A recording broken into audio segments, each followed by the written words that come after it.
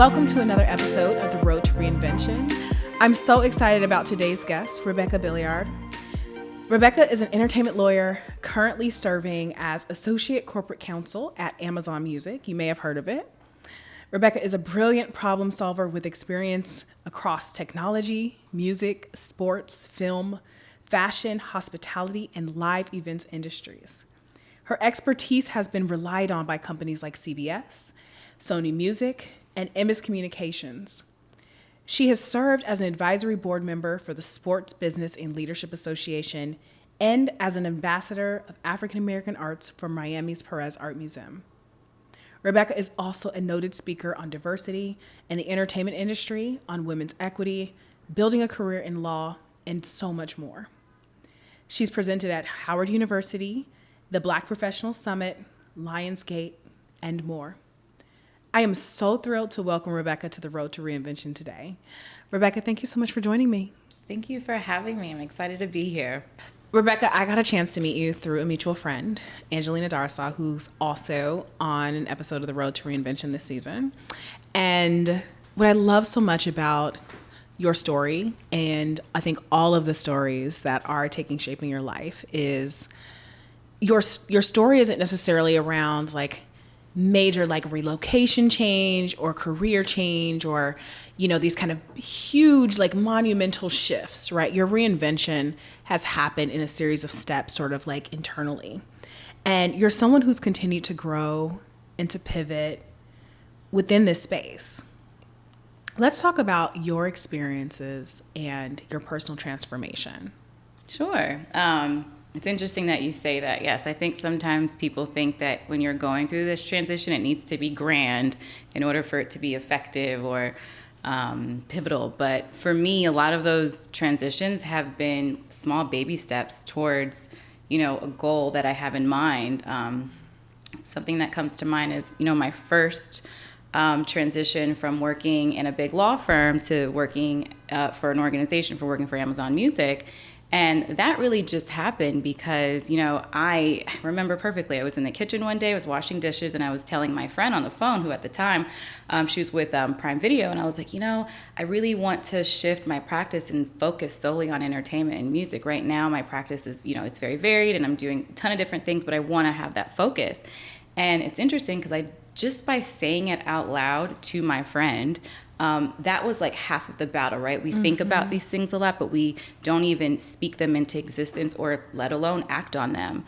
So for me, that conversation actually led to that job because sure enough, that friend went back and told one of the attorneys at Amazon Music, like, you know, there's this great woman, she'd be really good for your organization. Then a week later, I found a message in my inbox on LinkedIn saying, hey, we're hiring, you should apply. Could you imagine if he had not open your mouth to say anything, to like speak that desire into existence? I think about that all the time. I think about like, what if I didn't call her that day? What if I wasn't like, you know, I was washing dishes. I was trying to find something to just distract doing something like real regular, right? I was right, just trying. I was like, okay, if I'm going to have to do all these chores, let me at least have a conversation with a friend. And I just thought to myself, like, if you didn't even have the courage to just say it out loud, this opportunity wouldn't have come to you. Yeah. And what's interesting too is that like it sounds like such a dream opportunity, right? One of the biggest companies, most successful companies in the world, such a prominent, you know, position, like hanging out at the Grammys, hanging out with artists, like being able to negotiate good, like big deals. But evolution and reinvention does not stop, right? It didn't stop with you getting the job or the opportunity. It's a continuous process. And we were speaking earlier before we started recording around, you know, this idea of being in the middle of reinvention. Yes. And how significant that place in that process is. Yes. And like, talk to me about like that middle, that like kind of sticky liquid that happens right before you become a butterfly. Like, and even though it's uncomfortable, like it's still so important. I love the way you worded that. It's definitely the caterpillar phase of it right now. And, you know, even in this role, I had realized that like, there is so much more that I can be doing. And I just felt that I wasn't totally living out my purpose and that I was almost limited. Obviously, you know, people think of lawyers, there's very little creativity that goes along with being a lawyer. And I just felt that I was like stuck in this box and that I had to stay in this confined space and that I couldn't be creative and that I couldn't think outside the box. So in that role, I started to realize that like I need to figure out how to transition into a role where I'm able to use these different skill sets that I feel like just they aren't getting tapped into. And it's very difficult because I don't have all the answers. You know, I don't know exactly how to make this happen, and I'm in the midst of it. But I think the most important thing, again, is having that courage to say it out loud and to start taking those steps to move in that direction so that I can be living in my purpose and I can be doing more meaningful work. Even though you mentioned like law, there's not a lot of space for creativity, but you're able to be in a creative space or creative field or creative industry. And so it's like being surrounded by creativity versus I believe in your kind of corporate law experience, that just was not the case. And I remember you sharing, you know, some of your story of that transition of not always being treated fairly, of having to really fight for, you know, your fair compensation, fair titles, and sort of all of these challenges that can happen within the workplace. And I think it's so bold of you to say, hey, like I deserve more and I want more and I'm going to ask for more and not stay stuck. Yeah. Even as the transition's happening and you're trying to figure things out. But maybe you can share a little bit more about that journey and that process now that you're kind of on the other side. Yeah. I'm a big believer in closed mouths don't get fed. Yeah. The answer will always be no if you don't ask.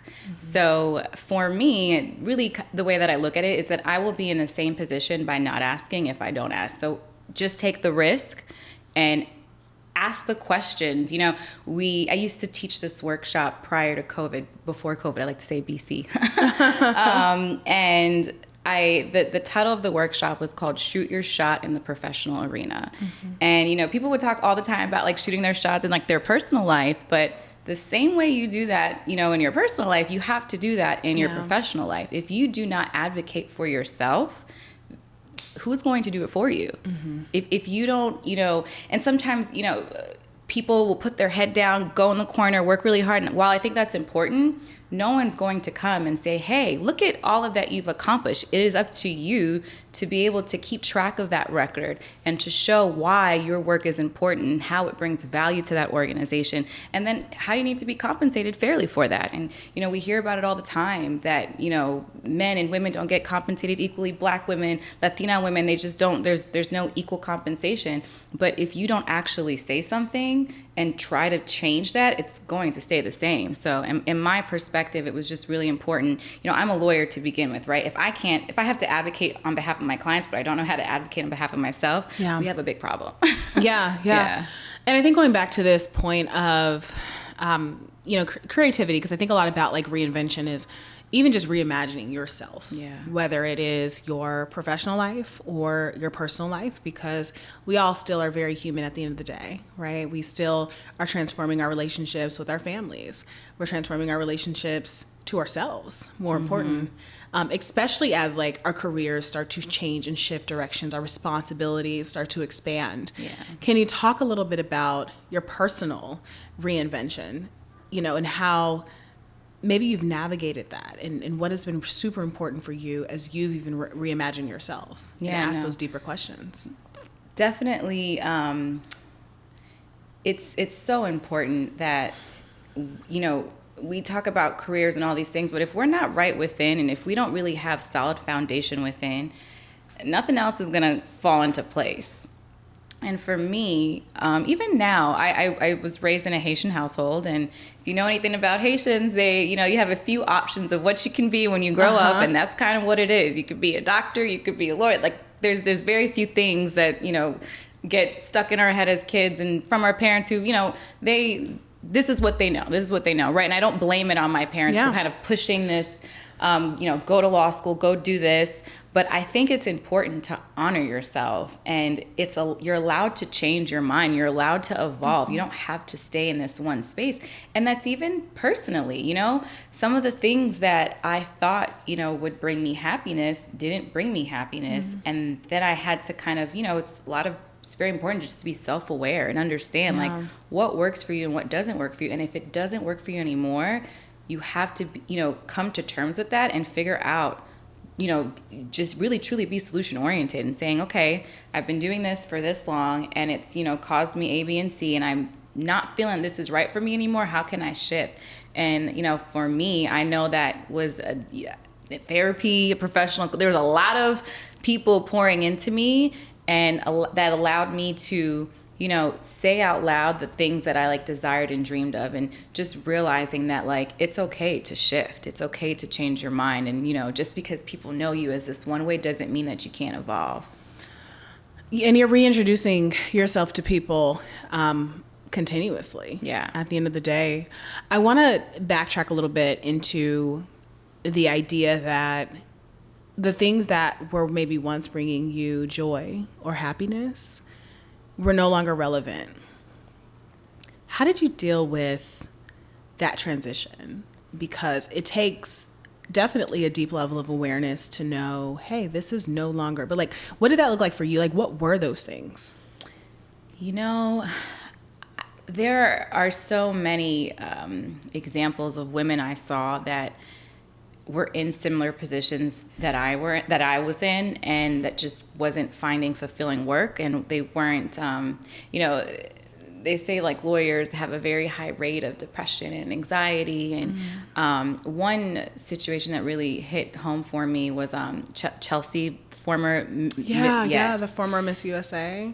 She was also a lawyer, and just days before her death, she would talk about all these like microaggressions in the workplace and like how it impacted her mental health. And I think to myself, like, someone has to really be going through a tremendously difficult time to end their life the way that she ended her life. And it kills me because she's a Black woman just like me. We're similar age, doing similar type of work, and I see a lot of us struggle, but a lot of us kind of we're taught to suck it up.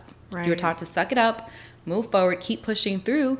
But there comes to a point when you need to say to yourself, like, if this isn't working, we have to change it. Yeah. Like, people find validation in titles and in jobs and their salary and this and that and the third. But if you're really not happy and you have all these things, what is the purpose? I think the biggest goal in my life is to be happy. Yeah. Like, as simple as that sounds, like, I want to be successful in my career. I want to be successful in anything I pursue. But ultimately, if this is, sucking the life out of me, then maybe this isn't where I need to be anymore. And I think we just have this notion where we just need to push through and just go through that struggle when, no, if it's not working, it needs to be changed. I had a mentor that once told me, you need to go where you're celebrated, not where you're tolerated. And if you're not happy, you're not going to thrive. You're not going to flourish. So what shift do we need to make so that we can be in that position to, thrive and succeed? And you made some concerted shifts, especially during times of turmoil professionally. And it takes a lot of courage. It takes a lot of courage to say, this doesn't work for me. I am not in a safe space, emotionally, mentally, psychologically, be it at work, maybe even within relationships, romantic or platonic, or professional at that. And being able to kind of pull back and have the courage to say, I'm going to shift, I'm going to change, and I'm willing to even take advantage of the next opportunity where now a different version of me is required, right? Because you didn't start in the entertainment law space. And then you made that transition. I can imagine that, the courage it took to make the transition, but then secondarily, the courage it takes to say, I'm jumping into something completely new. This requires a new version of me. And I'm going to figure it out. How did you walk through that? I am currently walking through it. I can't say that I'm on the other side, but a lot of the times people don't go for what they want to go for because they think it will take too much time, or they feel like they've already invested so much time into this organization or into this relationship, and they don't want to really give it up. You think about opportunity cost or... Exactly. I've come this far, I may as well keep on trekking. Pouring into this. But sometimes you're pouring into a broken cup, so you can do all the pouring you want, but if it's broken, then that water is going to keep seeping out. And for me, you know, how I justified it with myself is that the time will pass anyways. The time will pass anyways, so might as well do something that I want to do and invest my time in something I want to do, because the time's going to pass. Whether I'm sitting in the same position or transitioning, you know, it doesn't matter how long it's going to take. The time's going to pass. So might as well focus on what it is that you really do want, and not be in a position where you're settling and, you know, you're not really giving yourself a fair shot at what it is that you really want to do. Yeah. I want to go back to, you know, the reference point on the parallels between yourself and Chelsea, being in this legal space, having to do a lot of suck it up as a woman, as a woman of color, especially within the legal field. And I didn't know you shared some of the statistics and some of the realities of this space of high rates of depression, anxiety, and all of the things that follow that when you're trying to cope, you know, in a way that's not as healthy, because you're trying to find some level of a center in a space that is really harsh.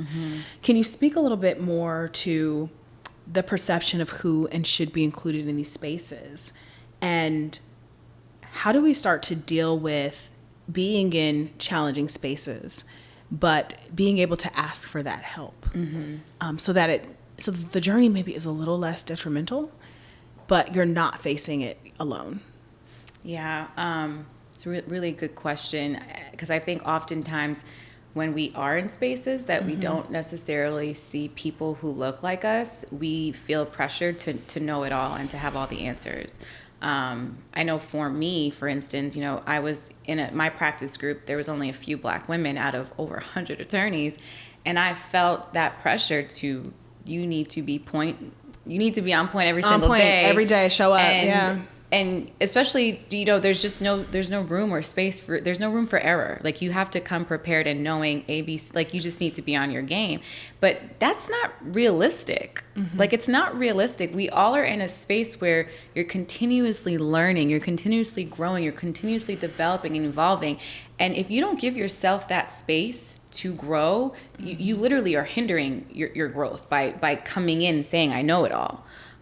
So for me, again, it was a struggle of like, how do I get better and improve? But also, I don't want to come off as though I'm not, you know, competent and capable. Right.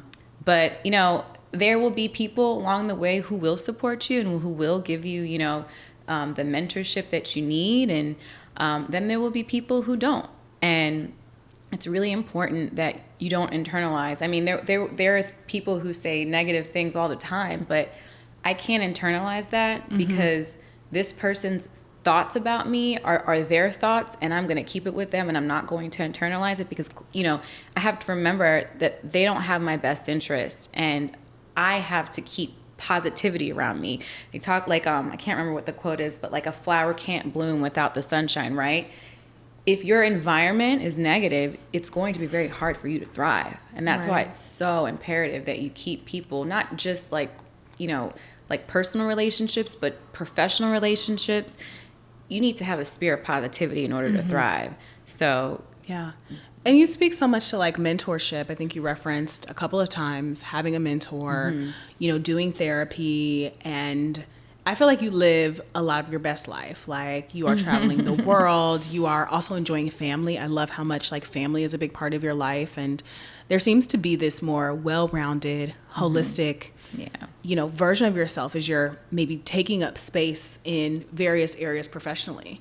But personally as well, there are so many tools it seems like you're tapping into. So maybe for our listeners who are trying to navigate their space, their field, maybe it is tough. Maybe they're experiencing, you know, the same level of experiences, you know, being in rooms where, you know, they are the only one or they're one of very few.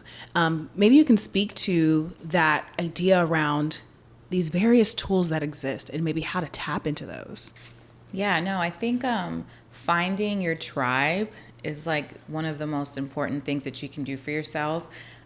We don't have to do it by ourselves. And in fact, there are so many resources. And I know sometimes in the Black community, people look at therapy and there's a stigma about, you know, needing help or whatever it may be. And, you know, I think to myself, like, if you were sick, you'd go to the doctor. And if you're struggling emotionally, you know, I'm a huge advocate for therapy, whether I'm feeling bad or not. Like, I don't miss that therapy appointment like, I don't miss it. Yeah. It's on my calendar. It's staying on my calendar. It's a priority. It's a commitment. But then also, like, letting your guard down. Like, for me, I have my sister, and I tell her, you know, she knows the worst parts of me, the best parts of me, and really not trying to have it all together all the time. Like, some days you're going to be crying a lot and you don't even know why you're crying. And, you know, you have to accept that there are going to be bad days, there are going to be good days. And then, like, not being scared to ask people for help, even professionally.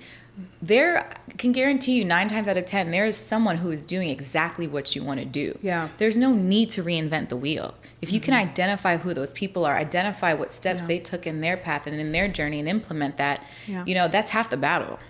Yeah, you don't get any gold stars for doing it all alone and all by yourself, but you do get burnt out. Exactly. Definitely get burnt out. I love that commitment to therapy. Rashawn Miller was on an episode, and he's a licensed therapist and clinician, and has you know, several practices that really help Black and brown, you know, communities really reduce the stigma of mental health.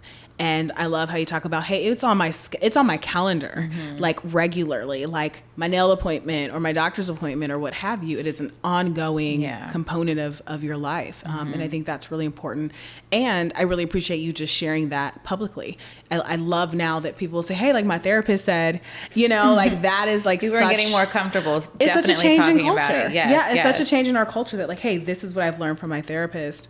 And I think that, you know, creating those space of safety for ourselves, you know, you even mentioned just the close relationship with your sister. Your sister knows the best, the worst, She's you know, at all stages. At all stages. I mean, how important is it for you to have people in your life that can see you and where you can let down some of that guard? It's a deal breaker. It's like, I can't imagine life without my sister. I think about it all the time. Like, something ever happened to her, might as well take me too, because she's really just such a source of, like, I mean, she's so inspirational to me, and she keeps me so grounded. And she, you know, there are times when we get kicked down, and she reminds me of who I am and what I've accomplished and what I'm capable of accomplishing and what I've overcome. And, like, it's so easy to just be hard on yourself and, like, forget about all this. You know, you've made it through every rough day, and you will continue to make it through every rough day. Yeah, and for me, you know, she's always been that person that I can go to any time of the day, anywhere. And it's interesting though, because I talked about my therapist, but I also have a professional coach. I wanted to have someone in my corner that can help me, you know, through my career and make sure that I stay, you know, with this trajectory that I have in mind. And everyone around me was like, you talk about your sister a lot. And I was like, I do. She's like, you know, I mean, she's my big sister, and she gets it. She gets me, she gets life. And she's just been such a monumental part of who I am today. I love that. I love that so much. Those relationships are so significant. And you talk about tribe, I think, just so beautifully. And I think just being able to honor those in your life who allow you that space to be exactly who you are is just so, like, rough on the edges and everything. You could just show up as is, and no judgment. And, you know, you still, it's like you said, it's a safe space. It's a safe space to just kind of unwind and say what it is without, you know, sugarcoating anything, and get that, you know, people pour into you, and that's just so important. As much as it is important to pour into others, having that come back is just as important. What I love about what you said about your sister is she reminds you of the things that you accomplished.